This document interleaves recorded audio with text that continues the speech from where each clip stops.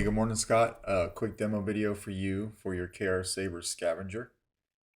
Install the Goth Master chassis. And this is the Saber that I mostly completed last night on the live stream. I was hoping to talk my way through the install, but I had forgotten all about it. I just got focused on doing it, and before I knew it, like I was at the end.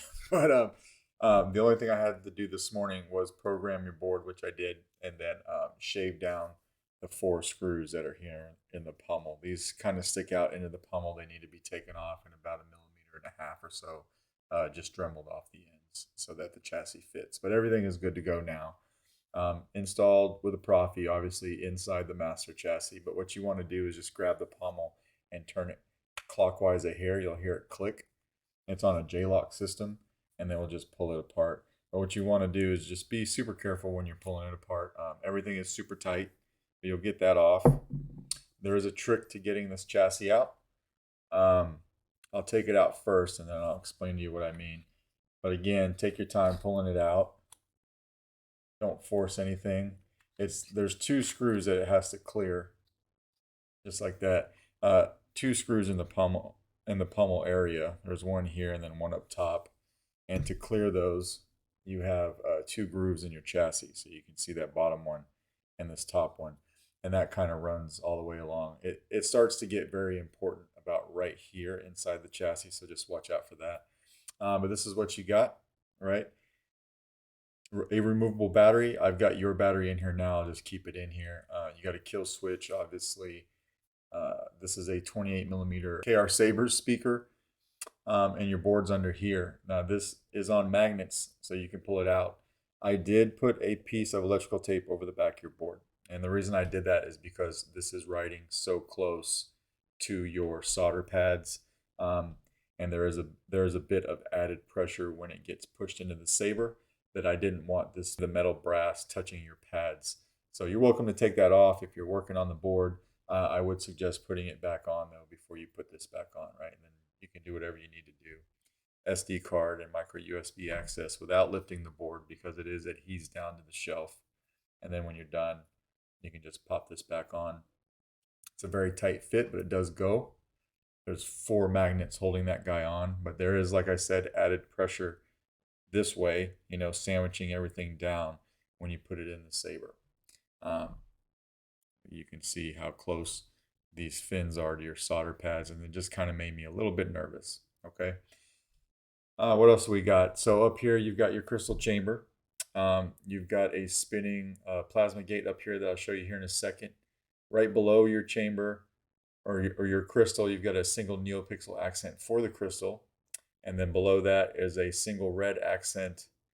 And then you've got a yellow accent underneath that, and then 2 more yellow accents to light up this gated area right here. So basically, if we come over here and we flip the kill switch, also there is, although this is a single button setup, there's an added tactile switch right here so that you can control the chassis outside the Saber, right? So we'll flip the switch.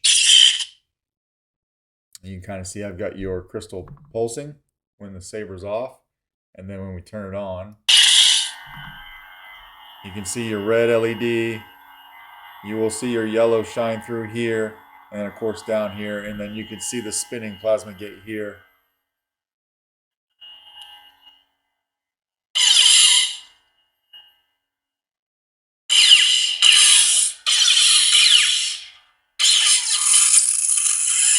And then we just hold it to turn it off, just like that, and it goes back to pulsing. So when you're putting it back in the Saber, again, be mindful of the 2 screws that it has to clear. We'll just take our time, get it past those screws, and get it all the way in. Super tight fit. Oh, before I do that, let me take it back out and show you. You do have 2 doors on the chassis that open. One on this side, and then you've got one on this side right here that gives you a full view, right, of the crystal. So you can see it from both sides if you wanted to do it that way. But of course, these need to be fully closed before we put it into the Saber. Slap it into the Saber like this. Goes about that far before you can feel it kind of bouncing on those pins. And then we'll come in and we'll put our handle on. And the handle has a J-lock system on both sides, right? Slide that on. This is the point where I was saying that cover kind of gets sandwiched on your board. But it fits fine. Come over here and we'll lock it down. Twist it counterclockwise to lock it up. Now, this cog has been greased, so it's nice and it has a nice travel, but it is a bit of a unique system. So you open it so far, and it opens those fins. That exposes your stock V3 in there. But you have to fast click it on the far left to turn it on. Just like that. And you got nice shine through in your windows.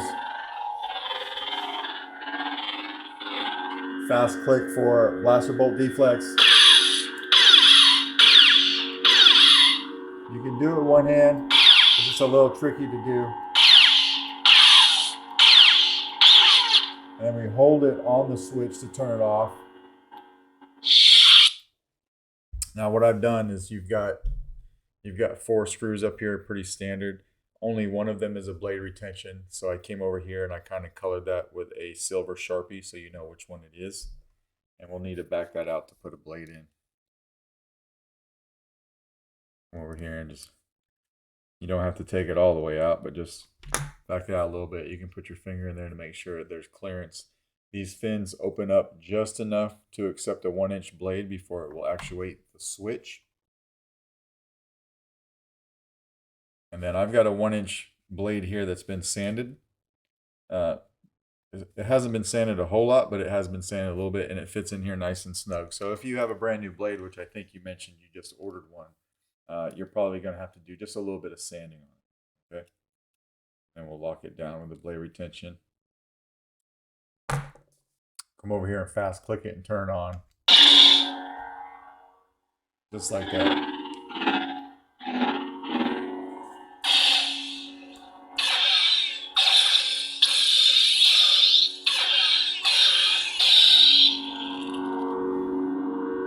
Blade lockup is a little tricky. You got to hold down the button and hit the saber. You'll get the feel of it. You see it right here. Moving up and down the blade.